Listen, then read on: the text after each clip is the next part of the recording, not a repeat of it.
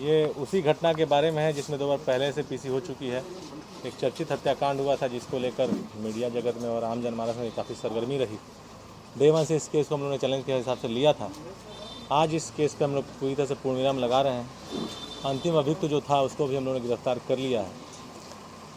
चारों लोग जो उस हत्या को अंजाम दिए थे जिसमें कि इंडिगो मैनेजर रुपेश की हत्या हुई थी, वो चारों लोग अब सलाखों के पीछे हैं। हम लोगों ने 3 लोगों के ऊपर पहले चार्जशीट कर दिया है और एफएसएल से वेपन का मिलान भी हो गया है। ये आप लोगों को हम लोगों ने पिछली पीसी में बताया था। जो अंतिम अभियुक्त था आर्यन उर्फ अभ्यानंद, उसकी कुर्की भी हम लोगों ने पिछले दिनों कर दी थी, पिछले महीने 13 जून को, और ये फिर भी फरार चल रहा था। अब जेल जाएगा और इस केस को हम लोग चार्जशीट कर देंगे और स्पीड ट्रायल में ये केस जाएगा। इसमें बहुत क्वालिटी एविडेंसेस हम लोगों ने डायरी में लाए हैं। 12 जनवरी को घटना घटी थी और संयोग से आज 12 जुलाई है। 7 महीनों का वक्त लगा, लेकिन इस अनुसंधान से मैं पूरी तरह से संतुष्ट हूँ और अपनी टीम को मैं आपके माध्यम से बहुत बहुत बधाई देता हूँ कि इसमें बहुत मशक्क़त लगी, बहुत कठिन परिश्रम लगा। एक टोटल ब्लाइंड केस था और with evidence, without any suspicion अब हम लोग इस केस का पटाक्षेप कर रहे हैं और ये केस अब चार्जशीट होकर कोर्ट में जाएगा। कहाँ से पकड़ा गया? ये बाईपास से पकड़ा गया, बाईपास रोड से पकड़ा गया है। सूचना मिली थी, अपने घर तो नहीं, अपनी बहन से मिलने आ रहा था, तो हम लोगों ने कल शाम में इसको उठाया। कितने दिनों तक कहाँ था?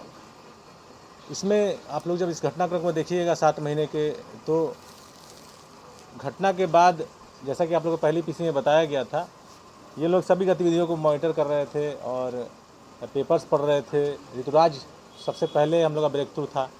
उसके पकड़ाने के बाद चूँकि सब लोग एक ही ग्रुप के लड़के हैं और कंकड़बाग का 2 लड़के थे और ये लड़का सालिमपुर का है, सब लोग फिर अंडरग्राउंड हुए।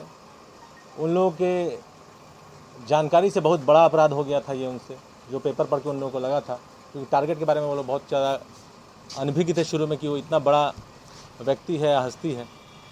तो ये जब दूसरी गिरफ्तारी में भी आप लोगों ने देखा 70 दिन का समय हम लोग को लगा था, क्योंकि वो भी भिन्न भिन्न जगहों पर घर बार छोड़कर भाग रहा था। हम लोगों ने पूरे घर को सर्विलांस पर रखा था, कई लोगों के नंबर्स हम लोग लगाए हुए थे। इस जो व्यक्ति, अंतिम व्यक्ति जो आर्यन है, इसके साथ भी ऐसा ही कुछ था। छोटू जिसने सरेंडर किया, छोटू के सरेंडर के बाद हम लोग एक्सपेक्ट कर रहे थे कि ये भी शायद सरेंडर कर जाएगा, लेकिन जब हम लोगों ने इसका सर्विलांस शुरू किया, इसे घर के आसपास फील्डिंग शुरू की, वारंट भी हम लोगों ने निकाला ताकि अब ये मैसेज क्लियर हो जाए कि ये पुलिस कार्रवाई करेगी ही करेगी, लेकिन अंततः हम लोगों को कुर्की करना पड़ा। बेसिकली ये लड़का कभी छत्तीसगढ़, कभी बंगाल, कभी हरिद्वार, लेटेस्ट ये हरिद्वार से लौटा है, उत्तराखंड से, और कुर्की करने के बाद इसमें थोड़ी सी इसको आस लगी कि अब पुलिस शायद इस केस को जब परस्यू नहीं करेगी और कुर्की करने के बाद केस को चार्जशीट कर दिया जाएगा। लेकिन हम लोग निरंतर लगे रहे, समय इसलिए लगा, लेकिन हम लोग का ध्येय था कि गिरफ्तार ही करना है। गिरफ्तार कर लेने के बाद से हम लोग को पुष्टि करने में और आसानी हो जाती है और सफलतापूर्वक हम लोग इसको गिरफ्तार किए और अब चारों लोग सलाखों के पीछे हैं।